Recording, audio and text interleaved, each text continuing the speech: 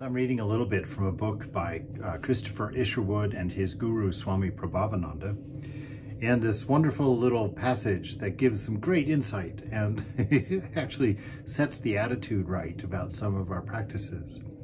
He says, the practice of non-attachment gives value and significance to even the most ordinary incidents of the dullest day. It eliminates boredom from our lives. And as we progress and gain increasing self-mastery, we shall see that we are renouncing nothing that we really need or want. We are only freeing ourselves from imaginary needs and imagined desires. So this idea of non-attachment, that's just not letting things stick to you.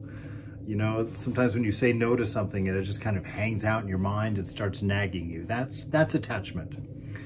And attachment causes dullness because it makes us slaves of habit. And it forms when there's no discernment going on, when you're not looking at things for their essence and their nature.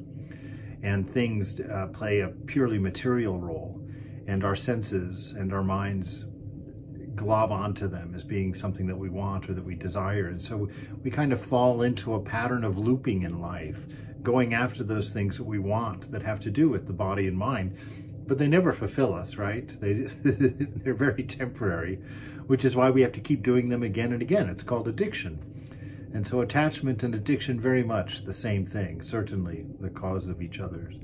And when you erase them from your life or control them in your life, it opens up the deeper meaning of things, the deeper essence of things. And simple things become extremely mystical, important, deep. You realize how little you understand, how little of this experience of life you actually know.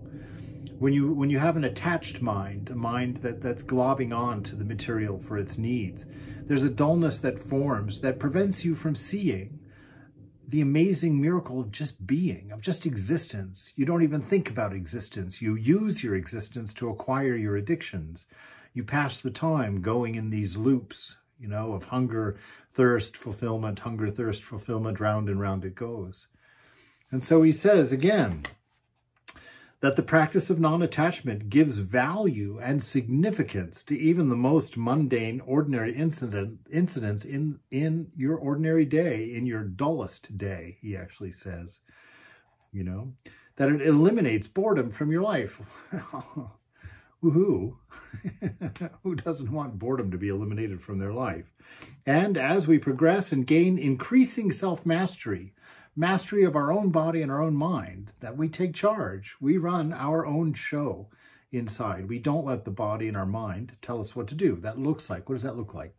That means that we don't let our moods determine how we act, that we don't let our body's desires control our actions and control our longings and put us on a track of something that can never be fulfilled, something you'll never have enough of.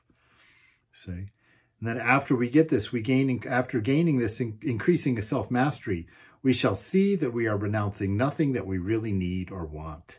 We are only freeing ourselves from imaginary needs. All right. So practice your non-attachment. Non-attachment is just the study of understanding that you need nothing. Everything that you need to be fulfilled as a person is contained within you, just in the mere nature of being human, of being divine. It's up for you to investigate that, to find that truth, to be free. To be free.